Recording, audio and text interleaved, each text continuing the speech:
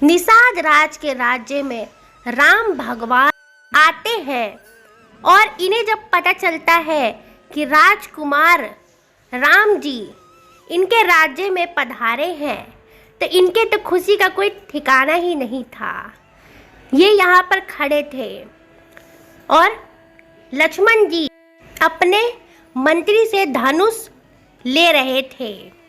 उसके बाद निषाद जी हल्ला करवा देते हैं कि राम जी आए हैं और फिर निषाद जी सीधा राम जी के गले लग जाते हैं और उन्हें देखकर भावुक हो जाते हैं।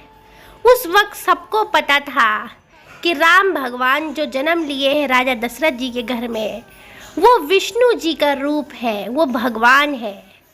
फिर निषाद राज के राज्य के सभी गांव के लोगों ने इनको भेंट दिया और भेंट में बहुत सारे फल थे, सब्जियां थीं और जैसे भगवान को चढ़ाया जाता वैसे उनके सामने रखे गए।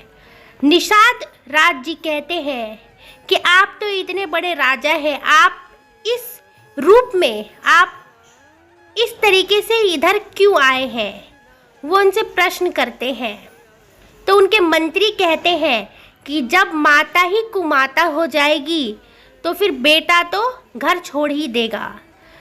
तो लक्ष्मण जी कहते हैं कि भैया अब सारी दुनिया को पता चल गई, अब छुपाने से क्या पता कि माता कैकेयी ने हमें वनवास पर भेजा है। फिर निषाद राज्य जी बोलते हैं कि दुनिया बड़ी ख़राब है, अब तो घर के लोग भी अपने बच्चों पर ध्यान नहीं देते हैं। तो राम जी को ये बात पसंद नहीं आती है, फिर वो इनसे माफ़ी मांगते हैं। फिर यहाँ पर लक्ष्मण जी और निषाद राज जी इनके लिए बिछौना तैयार करते हैं ताकि रात भर यहाँ रुक सके। फिर लक्ष्मण जी को सोने को कहते हैं निषाद राज जी, मगर ये नहीं सोते हैं और ये कहते तुम्हारे जैसा भाई तो मुश्किलों से किसी को मिलता है। वो बहुत ज़्यादा खुश हो जाते हैं लक्ष्मण जी की बातें सुन के। फिर अगले दिन ही निषाद राज जी के साथ ये बोलते हैं कि मैं जमुना पार करके आगे जाऊंगा। ये कहते हैं कि आप हमारे राज्य में रुक जाओ, पर राम जी कहते हैं कि नहीं, मैं यहाँ नहीं रुक सकता। फिर उसके बाद ये इनको छोड़ते हैं, नाव पर बैठाते हैं तीनों को, सीता माता, राम जी और लक्ष्मण जी को। फिर ये धक्का लगाते हैं नाव को। निषाद राज जी बहुत भावुक हो जाते हैं जब राम भगवान, लक्ष्मण जी, सीता माता गरीबी के दुख काटने के लिए आगे बढ़ते हैं 14 वर्ष के लिए।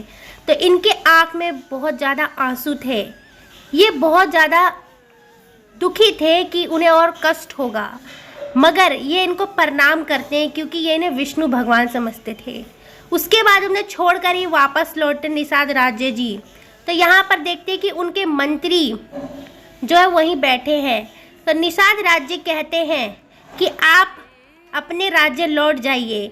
वो कहते हैं कि मेरा दिल नहीं मानता, मैं राम जी के लिए यहीं बैठूंगा और उनको मनाकर घर ले जाऊंगा, मगर ये कहते हैं कि वो नहीं आएंगे, आप वापस लौट जाइए। यही बात हुई थी।